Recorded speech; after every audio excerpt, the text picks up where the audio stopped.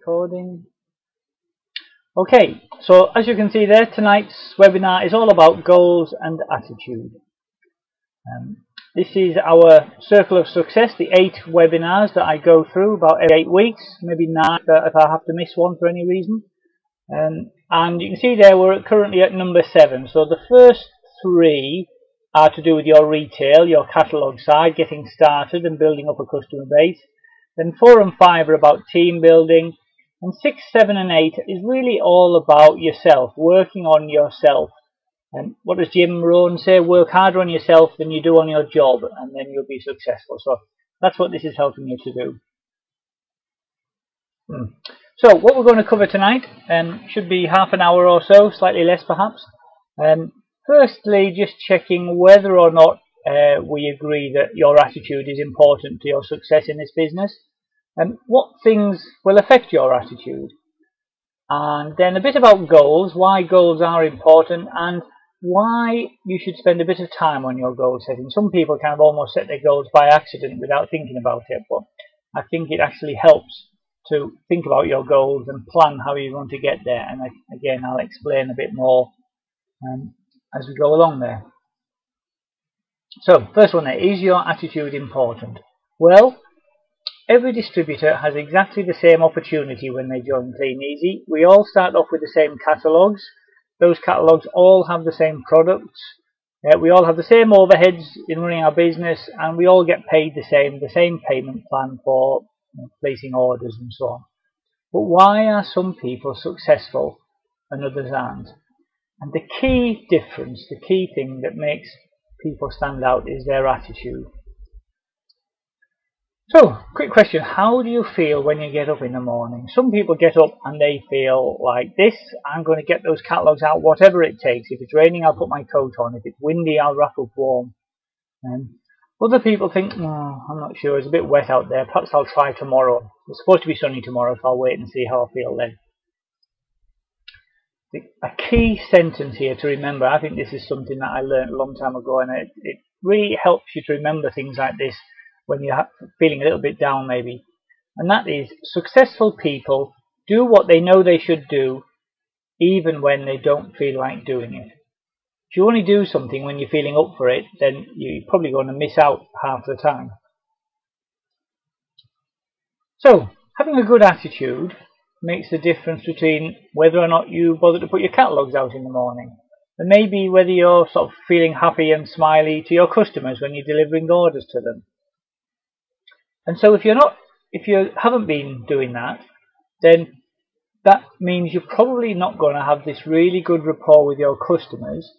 Having good attitude can help you build that good rapport, which will lead you to a strong, reliable customer base, which is really essential. Even if you're only in the business for your retail, for the extra 50, 100, 200 pounds a week, that attitude about getting your catalogues out whether you feel like it or not, smiling to your customers, building a good rapport, will just increase the size of your customer base.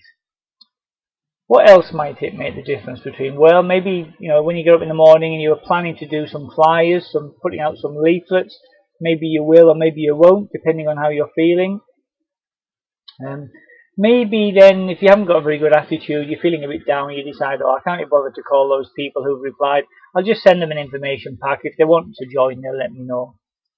And that can make the difference between bringing in an extra team member this month or not.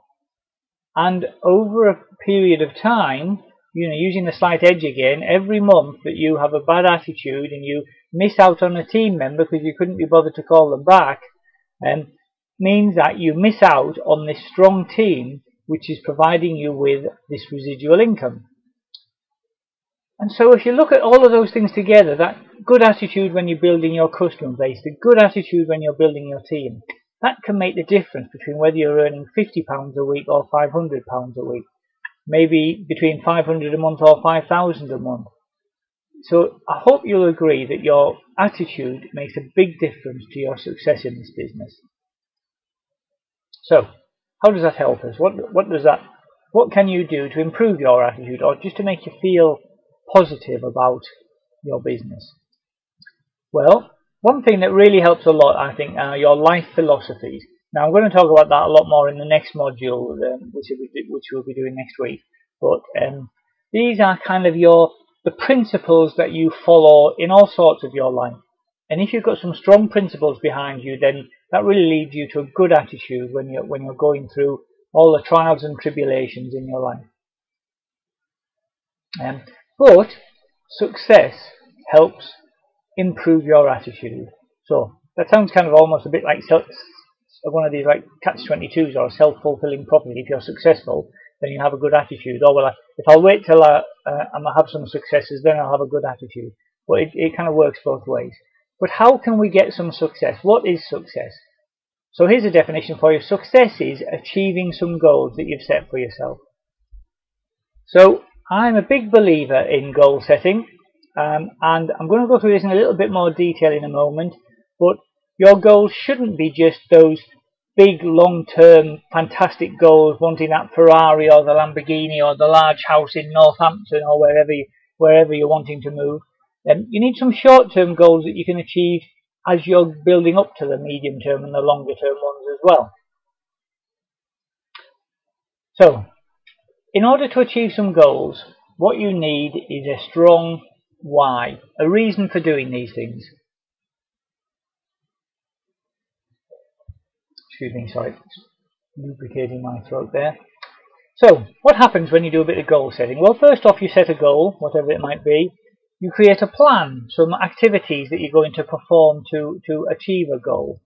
And you start to take the first steps, so you're putting out your leaflets, or you're delivering your first catalogues, or you're making a few calls to your warm list.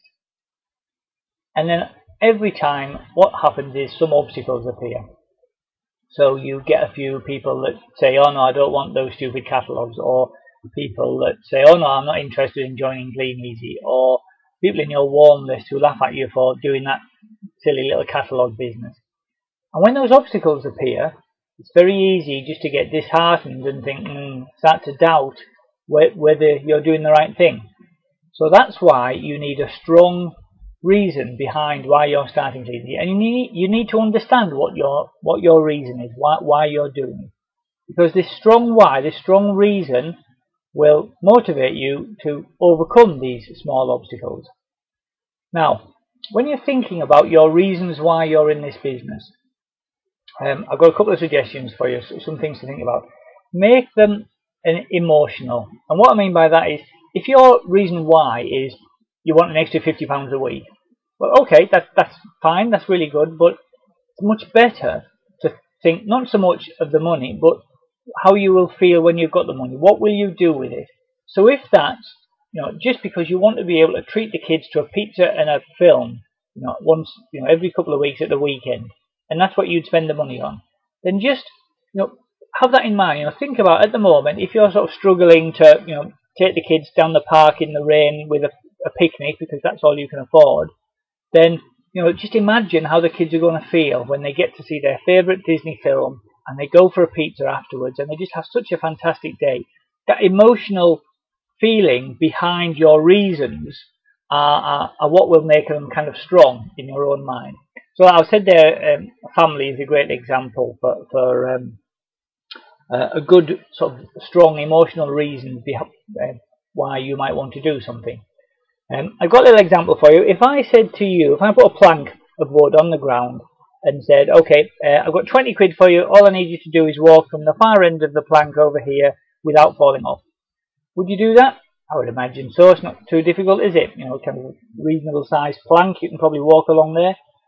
Now, if instead I put that plank in between two tall skyscrapers, whatever we are, 50 floors up, right up in the sky, it's a bit windy, the plank's between the two buildings, and I say, okay, I've still got this 20 quid, if you just walk from that building to this building along the plank, you can have the 20 quid. Now you might think, actually I'm not sure I'll fancy doing that this time. It's a bit scarier. So, because you don't have a strong reason why, that 20 quid isn't really enough to motivate you to walk across a plank at the top of a skyscraper. It's far too risky. But if the skyscraper on the other side of the plank was where your young daughter was, and it was up in flames, and there was no way she could get away from that apart from walking across that plank to safety, and the only way she could get safely across there is if you walked across and brought her back. Would you do it then? And I think you'd probably say you would. I think that reason why suddenly has changed it. You know, the 20 quid wasn't a big enough reason for you to do it, but certainly the worry for your family member certainly is. So that's why having this strong reason why, when you're looking to put your catalogues out or do some leafleting or make those follow-up calls, having that emotional reason that's backing you up will help you overcome any obstacles that you might come across. And the stronger that reason, the stronger the goal, the bigger the obstacles you will be able to overcome. Now, I talked a bit about goal setting earlier, short term, medium term and long term, and I just wanted to give you a little bit of an example here of kind of how I like to set goals. And hopefully that you guys will find this useful as well. So, I always like to break my goals down from the results, what is it that you want to achieve, your goal, and break that into some actions. And then have your short-term, medium-term and long-term goals kind of related to each other. So let's suppose you've got a short-term goal is you'd like to earn a £500 bonus check at the end of a period. That's what you want to do. You've got, I don't know what it is, you're looking to buy a nice new laptop, or you need to get some repairs on your car, or you want to pay for a weekend away with the family, whatever it might be. So that's the goal, the results, if you like, of what you're aiming for. Now, in order to do that, you might say, okay, I'm going to put my 200 catalogues out twice a week to build up my customer base, and I'm also going to deliver 500 leaflets twice a week to start doing my team building. So rather than focusing on the bonus, what you can do is focus on the actions. And every day when you get up, remember that smiley face I mentioned at the beginning, you can wake up and think, I'm going to put those 200 catalogues out regardless of what the weather's like, because I know this is the actions that I can take that will lead towards this bonus. And the same with the leaflets. You can sort of get up in the morning and either think, I'm not sure I really fancy doing this, or you can think, yeah, I'm really going to go for this because I definitely want that holiday in France with the girls, or whatever it might be. So that's a kind of short-term bonus, something that within sort of 2-3 months you could probably go for if you work hard with that. Medium-term goals might be a little bit bigger, so maybe you've got a big debt for a car loan or something like that. In order to pay that off, you want to be able to continue to blanket your customer, blanket your area until you've got 500 customers that you're delivering to regularly. So what's that, 125 customers a week? You're going to have a nice little customer base there, which is going to give you a reliable income from your own catalogues. If you're trying to build a team as well, then you might say to yourself, I want to make sure that I always talk to at least 10 people every day about the business. So that could include follow-up calls, or it could be your sort of 10 3-foot rules if that's what you're going to do, or any combination of those things. Again, by having those actions, rather than focusing on the amount of money that you need to pay off on the loan, you can focus on these actions that will result in paying off the car loan if you follow those daily disciplines. And then again, if you've got a longer term goal, maybe you're looking to buy a brand new car, in order to buy that Mercedes, maybe what you need to be doing is generating 30 leads a week, and maybe you want to run a webinar, a little training webinar like this for your team. How would you go about doing that? Again, these are just actions that you can work out with your upline, with your support. How can I get to that? If at the moment I'm only doing 5 leads a week, what other ways are there I can generate some leads? And if you've never run a weekly webinar, well, it's pretty easy to run one. You can just ask me and I'll show you how to do it. So by having these different goals, you can just think about every morning when you get up, putting your catalogues out or your leaflets, and that will result in, if you stick to it, that bonus. And the same with the car loan, and the same with the Mercedes. So by starting off with small actions that you can control, these will lead to big results. So what kind of happens? Well, how are you feeling while you're kind of going through these daily actions? Hopefully every week you get a small success. You achieve your goal for that week, which was to put out 200 catalogues twice a week. or to put out your 1,000 leaflets or whatever it is. So you've achieved that, you get a bit more motivated because you can tick that off your list. You've got a little success for yourself. And then every couple of months you maybe achieve that short-term goal. So maybe after 3 months you got that £500 bonus, so you set yourself a bigger challenge for the next short-term goal.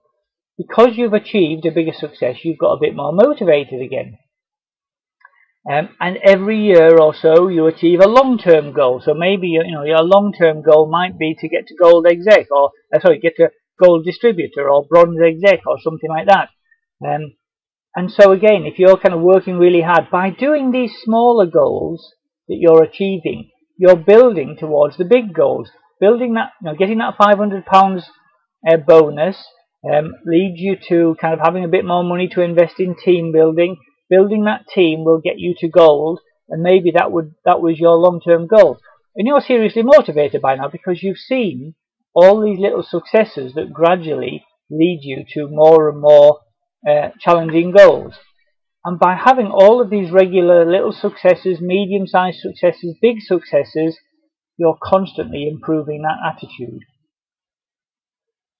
So, just stepping back a little bit, as you're going through your business, especially for those of you who are quite new to it, what can you expect as you go through the days and weeks and months? Well, usually when you first start off, you're excited. You've seen all the training webinars, you've maybe been speaking to one of your upline, your sponsors who are very successful. You can see what they're doing, what they're achieving, and you can do the same. So you get really excited and you're going to do whatever it takes to become a success. You go along to all of the trainings, and then maybe you get a few kind of frustrating customers or some people that you spoke to about the business that are a bit negative about it. And you will start to develop some self-doubt. You start to think, well, I know Bob Webb can do it, and I know Gavin Scott's done it, but you know what, I'm not really sure if I can do it. And it's perfectly normal to have those doubts at the beginning. And that can develop even further into what we call the pits. And this can happen any time. You're basically feeling frustrated, you're feeling like you don't have much support, and you're not capable of achieving the successes that you were hoping for. And this can happen any time. This could happen within a couple of days after you've done your first pickup and you've only got one order for $2.99, or after a couple of months when you had your first team member who joined and then left, or it could be after 2 years when one of your gold legs decides to leave. Who knows? And what happens then is you start to stay away from meetings. You find excuses for not doing things. You start to find faults with the business. Oh, we always have loads of out of stocks, or the catalogues aren't as good as they used to be, or nobody seems to want to join my team, or whatever it might be. And you start to feel really bad about it all. But if you've been working on that attitude with those little successes over the days and weeks and months that I talked about, that will lead you to what we call the fight stage. And that's basically where you're saying, I've invested a lot of my time and effort in this business, I'm not going to let a few obstacles get in my way.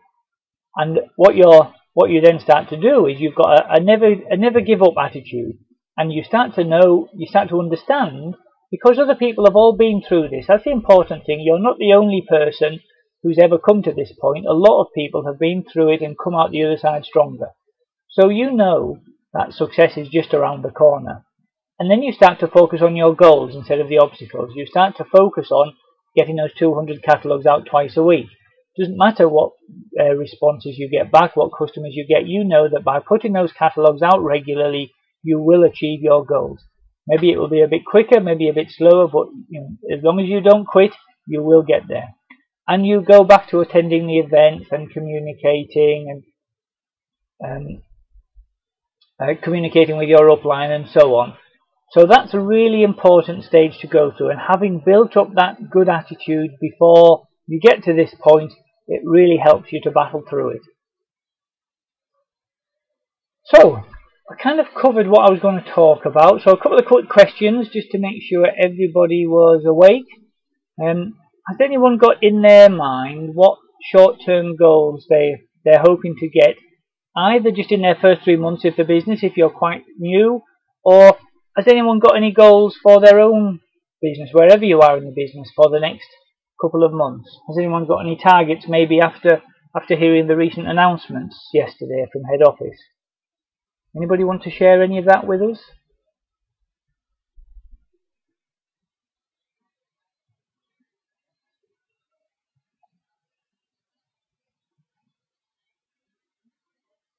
Hi Helen. Yep, I mean, just signing more people into the team, I would set yourself a goal. Try to be a bit more specific about that. Set yourself a target of one a month or one a week or something to give yourself something to focus on. Hi Natalie Ann. Yeah, starting sponsoring. That's a fantastic thing to get going. Speak to your upline. You know, whoever you get the support from, and they can kind of explain to you how they do the sponsoring and so on. But that's great. I mean, 5 people a period is fantastic, Helen. If you can get 5 people a period, then you will definitely start to grow your business, which is a great, what we're all aiming for. So that's good. So we've got a few short-term goals there that people are aiming for. Anybody got any kind of longer-term goals, medium-term goals, or anything beyond the next year or so?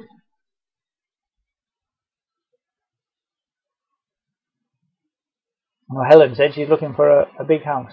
Travelling more, yeah. I mean, that's really great. I think travel is such a great thing to aim for when you're in Kleeneze, because apart from anything else, they can take you to all sorts of fantastic places like Dubai last year and Jamaica next year and so on. So certainly the desire to travel, I think, is a big motivator for a lot of people.